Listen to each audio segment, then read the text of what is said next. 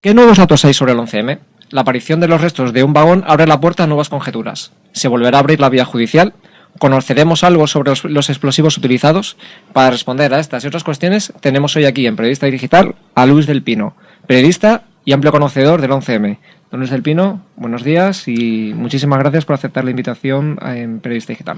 Muchísimas gracias a vosotros, muy buenos días y encantado de estar de nuevo en Periodista Digital. Pues, don Luis, la primera cuestión es evidente. ¿Qué es lo que supone la aparición de este vagón que además durante 8 años pues ha estado, digamos, entre comillas, desaparecido?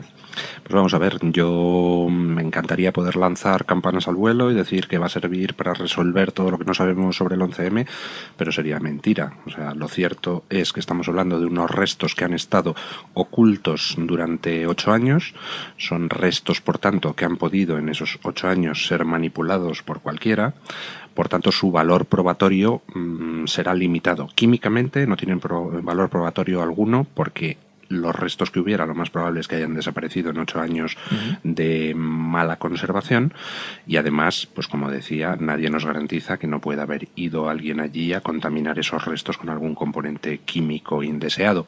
Físicamente se podría quizá utilizar los restos para analizar el corte del explosivo en el metal y poder deducir el tipo de explosivo utilizado en el 11M. Pero si bien es cierto que las manipulaciones físicas dejan más rastro que las químicas y por tanto quizá hubiera esperanzas de que ese análisis fuera productivo, también es verdad que eso resulta muy difícil de decir, eso tendrán que decirlo los expertos, tendrá que decirlo la Fiscalía y yo desde luego no me haría demasiadas ilusiones.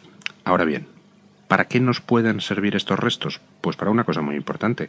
Hasta ahora pensábamos, y era ya un escándalo, que los 10 vagones donde estallaron bombas el 11M habían sido desguazados a toda prisa entre el 13 y el 17 de marzo de 2004, menos de una semana después de los atentados.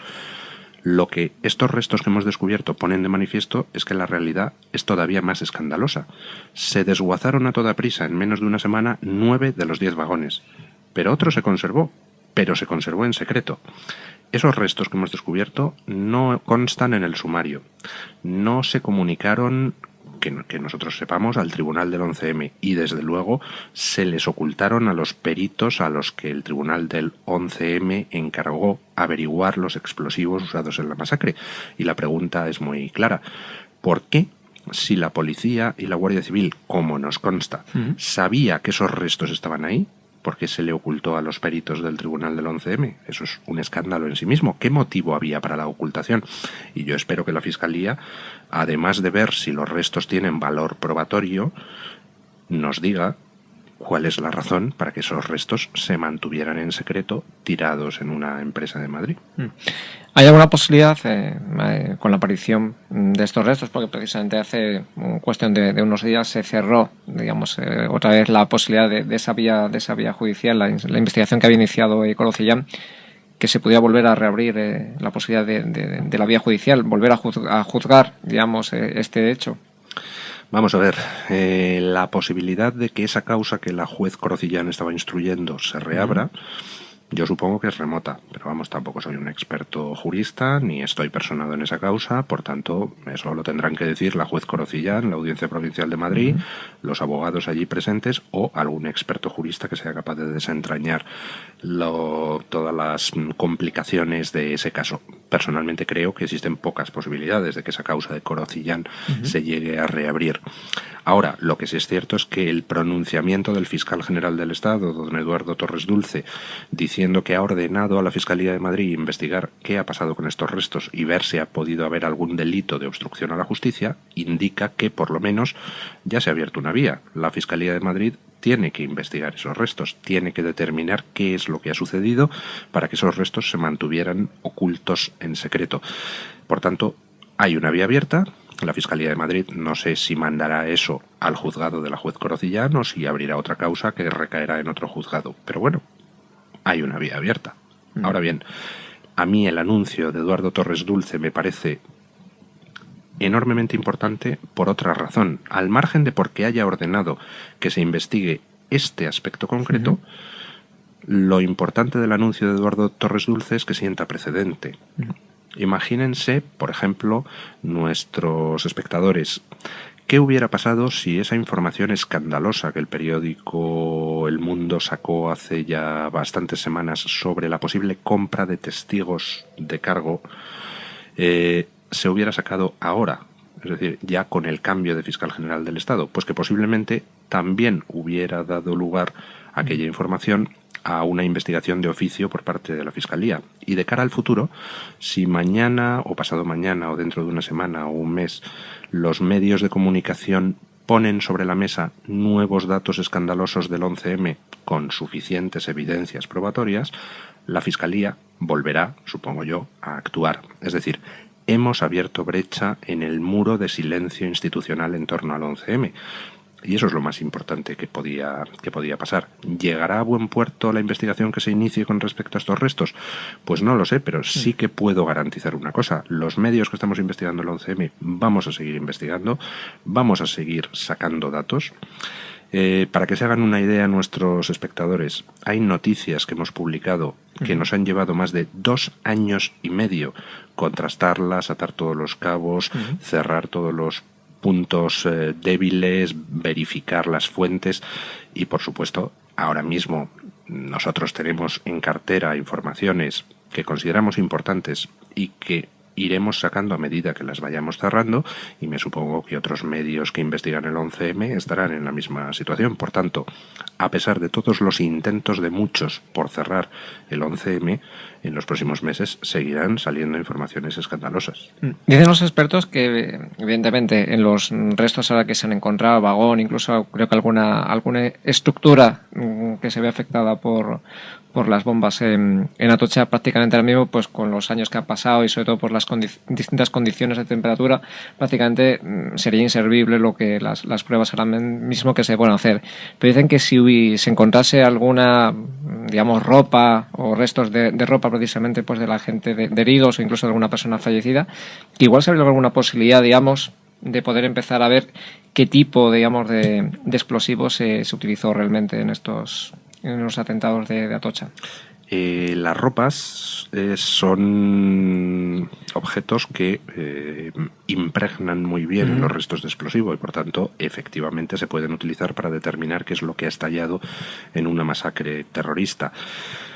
Por eso resulta tan escandaloso, por ejemplo, lo que hizo el juez del Olmo 6 semanas después de la masacre, que es ordenar que se incinerara en Valdemingómez todos los restos, todas las ropas no reclamadas por ninguna víctima. Aquello fue destruir cosas que podían haber servido como prueba para aclararnos qué estalló, ¿no?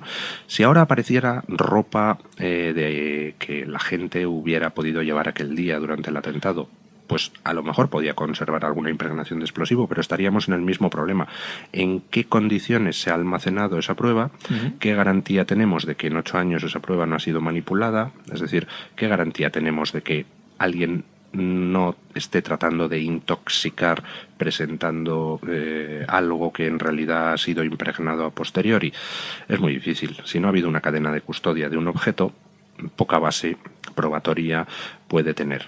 ¿Qué vías podría haber para investigar el explosivo? Pues a mi juicio hay una importantísima que en su día solicitaron las víctimas del 11M al juez del Olmo, y el juez del Olmo lo rechazó porque la policía le dijo: no, esto no es interesante. Pero ¿qué es la simulación de explosiones? Vamos a ver, contamos con una galería fotográfica impresionante de los trenes atacados el 11M. Se puede reconstruir perfectamente de manera virtual cuál era la forma de esos trenes antes y después de la explosión, y se puede simular lo que es el efecto de distintos explosivos para ver si lo que nos han dicho, si la composición de las bombas que nos han contado podría haber originado esos destrozos. Las víctimas lo solicitaron. Oiga, ya que han destruido los trenes, pues ¿por qué no hacemos una simulación virtual que se utiliza, por ejemplo, en todo el mundo para ver un nuevo modelo de coche, cómo quedaría después de un choque? Es decir, las técnicas de simulación virtual son muy efectivas. Bueno, pues el juez del Olmo preguntó a la policía contestó: no, eso no es interesante, y el juez del Olmo dijo: pues no se hace. Bueno, pues 8 años después seguimos sin saber lo que estalló en los trenes, y a lo mejor va siendo hora de que alguien haga algo productivo, ¿no? ¿Cómo es que tanto policía, Guardia Civil, cree que reciben instrucciones de arriba para que, digamos, entre comillas, intentasen tapar parte, digamos, de estas pruebas? Porque es que parece un poco menos que de locos pensar que alguien se puede llevar realmente pues un vagón con lo que pesa un vagón y una serie de restos, y estamos hablando de toneladas, y que puedan estar ocultos durante todo este tiempo, durante 8 años. Los 10 vagones atacados en el 11M tenían un peso de unas 90 toneladas. Eso al final quedó reducido a un conjunto de 23 muestras para los 10 focos de explosión, que fue lo que se les entregó a los peritos del 11M nombrados por el juez Gómez Bermúdez durante el juicio. Además, esas muestras que se les entregaron estaban lavadas con agua y acetona, de tal forma que el residuo sólido analizable no era superior a 1 gramo. Con eso les dijeron, intentad averiguar qué estalló. De 90 toneladas a 1 gramo. Bueno, ¿cómo es posible que eso pasara? Los trenes se desguazaron rapidísimamente entre el 13 y el 17 de marzo de 2004, es decir, menos de una semana después de las explosiones, cuando todavía no se había terminado de identificar a las víctimas.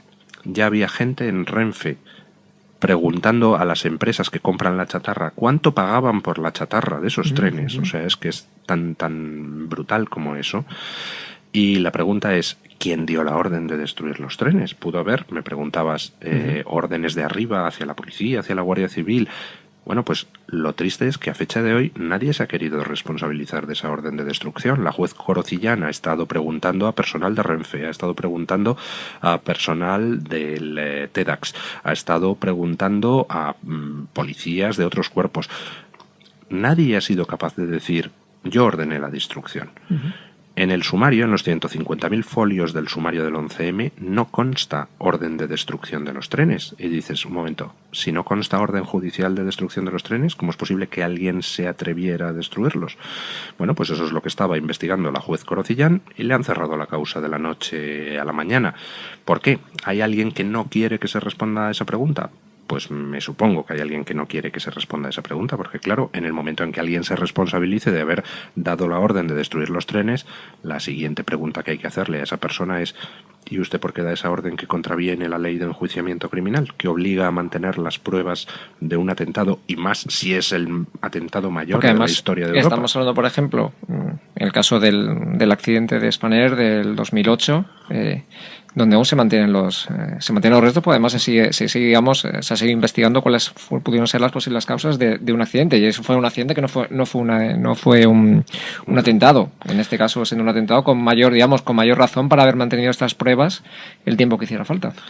En el caso del accidente del metro de Valencia, el vagón siniestrado estuvo durante 2 años debajo de una lona, para que las compañías de seguros y las partes personadas en el proceso pudieran hacer todas las pruebas periciales que consideraran oportunas, y solo después de que se recibiera una orden por escrito de la juez autorizando la destrucción, pues los ferrocarriles de Valencia destruyeron aquel vagón, y aún así esa destrucción generó protestas por parte de algunas de las partes personadas en la causa que querían seguir haciendo pruebas.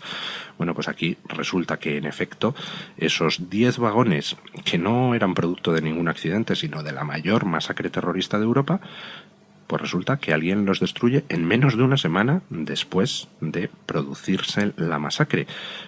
Evidentemente, en fin, alguien podría intentar buscar explicaciones benévolas, pero yo no creo en explicaciones benévolas. Esos trenes se destruyeron a conciencia, precisamente para poder dar lugar al proceso masivo de sustitución de pruebas que se produce en el 11M, porque lo gracioso no es la palabra, estamos hablando de una masacre, lo surrealista más bien, lo surrealista del caso es que todas las pruebas con las que luego se construye la versión oficial del atentado son pruebas aparecidas fuera de los trenes, y en la mayor parte de los casos en comisaría. Por ejemplo, la prueba fundamental del caso, la mochila de Vallecas, a partir de la cual nos dicen qué estalló en los trenes, cómo estaban hechas las bombas y quiénes eran los culpables. Bueno, esa mochila aparece 18 horas después de la masacre en una comisaría, y nadie sabe cómo ha llegado a esa comisaría.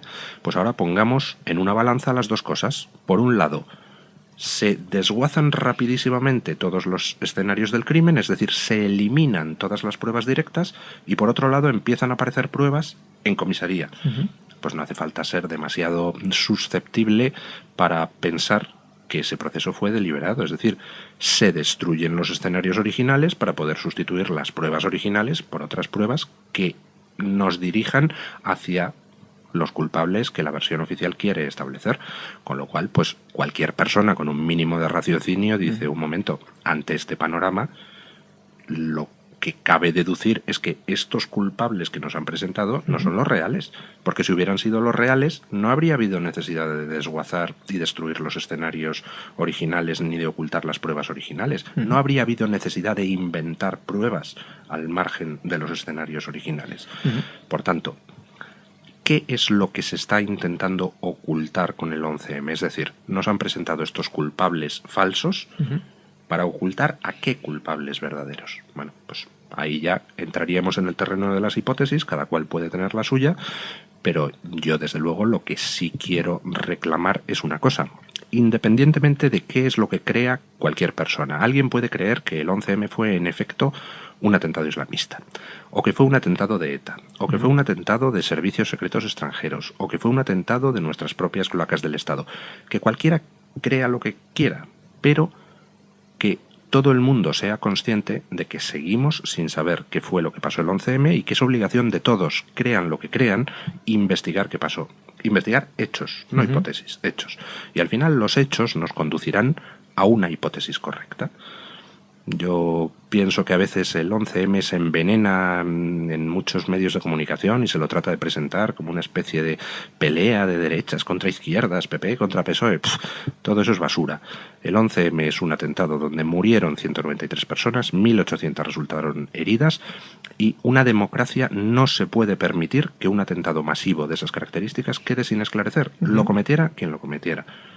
Porque además este domingo pues se va a cumplir justamente el 8º aniversario de estos atentados. Son 8 años, pues sin, como dice usted, don Luis, sin conocer la verdad, o por lo menos toda la verdad. Precisamente tenemos una parte, entre comillas, de esa verdad. ¿Cuánto tiempo se tardará, o tardemos los españoles en conocer qué es realmente lo que ha pasado, quiénes intervinieron, quiénes dieron la orden de estos atentados, quiénes dieron la orden de luego de rápidamente desguazar y de lavar las pruebas que había para que no se pudiera saber nada? Pues hombre, la respuesta honesta a eso es no lo sé. Dependemos de que gente que tiene información importante se decida a hablar. En cuanto los primeros testigos se decidan a hablar, pues todo irá de manera muy rápida, porque todo el mundo es consciente de que cuando alguien empieza a hablar, el último en hablar es el que la pringa. Entonces, bueno, pues cuando se rompa el muro de silencio de personas que participaron en esa tarea de ocultación, pues contra su voluntad o cumpliendo órdenes, pues iremos rápido. Ahora, ¿cuándo se romperá ese muro? No lo sabemos. Y ahí es importante que desde las instancias públicas, desde el Gobierno, desde la Fiscalía General del Estado, desde el Ministerio del Interior, el Ministerio de Justicia, se trate de animar a que se produzca esa, en fin, catarsis colectiva que representaría el que la gente que sabe cosas empiece a contarlas. Quizá, don Luis, casi por ir finalizando, si este atentado se hubiese producido en otro momento, no en vísperas de unas elecciones, es posible que quizá a día de hoy si hubiéramos sabido, digamos, la verdad de estos hechos. Que quizá precisamente todo lo que ha afectado al 11M, a la investigación, ha estado impregnado pues de esa lucha política, PP, PSOE, un intento, digamos, de los dos partidos, sobre todo de uno en concreto, en este caso del secretario general del Partido Socialista, Alfredo Pérez Rubalcaba, de intentar llevar el asco a su sardina sobre el tema de Irak, que Aznar nos había metido en una guerra, que esto había sido consecuencia de que el gobierno había intentado engañar con que se había sido ETA.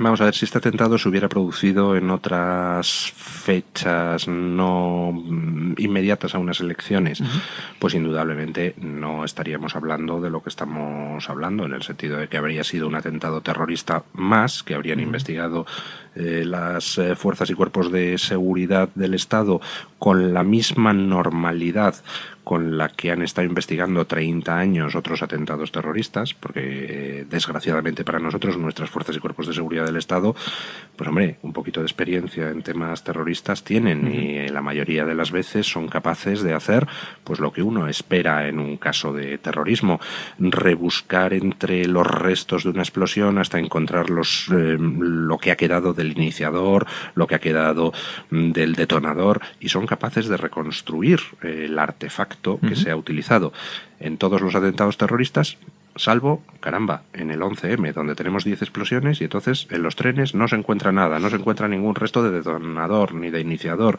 ni del explosivo, no se encuentra nada de nada. No, eso es absurdo, y efectivamente si sucedió es porque estamos hablando de un atentado con una carga electoral enorme. Lo que pasa es que la pregunta que a mí se me ocurre es: ¿el 11M se habría cometido en otras fechas que no fueran las preelectorales? Y yo... Eso es otra gran incógnita, ¿no? Que quedará pendiente. Ahí ya entramos en el terreno de las hipótesis, pero vamos, yo... mi hipótesis, y como tal puede ser incierta y puedo estar equivocado, y lo admito, pero en mi opinión el 11M es un atentado realizado desde las cloacas del Estado, de nuestro Estado. El 11M es un atentado que buscaba generar en la sociedad española el máximo de enfrentamiento posible entre, llamémoslo, izquierda y derecha, y es un atentado con el que se pretendía inducir un shock que luego permitiera manipular la situación política en el sentido deseado. Y ojo, no estoy diciendo que el 11M fuera un atentado hecho para llevar al PSOE al poder, en absoluto. Las cosas en las cloacas son mucho más transversales, no hay pelea izquierda-derecha. No es tan sencillo. Don Luis, y ya por finalizar, precisamente en estos días está usted pues con la presentación de su nuevo libro, las editoriales que ha hecho en su programa en los últimos años. ¿Cuántos artículos editoriales sobre el 11M pueden encontrar los lectores en su nuevo libro? Pues acabo de sacar, sí, efectivamente, el libro A la clase política con amor y sin complejos, con los 234 editoriales del programa desde que se inició en septiembre de 2009. Libro electrónico, por cierto, ¿no? Libro electrónico y solo electrónico. No se puede encontrar en librerías, solo se puede comprar en Amazon. Entra uno en Amazon, pone Luis del Pino o Sin complejos y ahí le sale el libro. Yo creo que el futuro del mercado editorial es electrónico, y por eso me he decidido a ir por esa vía, porque además de esa forma se pueden sacar los libros infinitamente más baratos. Si lo hubiera sacado impreso, estaríamos hablando de un libro de 800 páginas que se vendería pues, no sé, a 25 euros, 30 euros, mientras que en el libro electrónico pues sale a 2,68 euros, IVA incluido. O sea que, en fin, es una maravilla lo del futuro electrónico. Por supuesto, entre esos 234 editoriales, hay muchos de ellos dedicados al tema del 11M, pero también a muchos otros asuntos. E incluso, pues para alguien que no esté conforme o de acuerdo con mis ideas, pues los editoriales que hago siempre los sábados y los domingos a las 8 de la mañana, pues trato de contar historias entretenidas que se usan como enganche para comentar noticias de actualidad, y yo creo que siempre, pues bueno, pueden ser interesantes. Pues don Luis, un placer tenerle por aquí, y muchísimas bueno, pues, gracias a vosotros. Sobre además volveremos a contar con sus sabias opiniones en cuanto pues surjan nuevas apariciones con respecto pues a esta gran incógnita que aún pues digamos nos preocupa a los españoles, que es saber qué es lo que pasó exactamente el 11 de marzo de 2004. Pues seguiremos informando sobre el tema. Muchísimas gracias y un placer, don Luis. Un placer.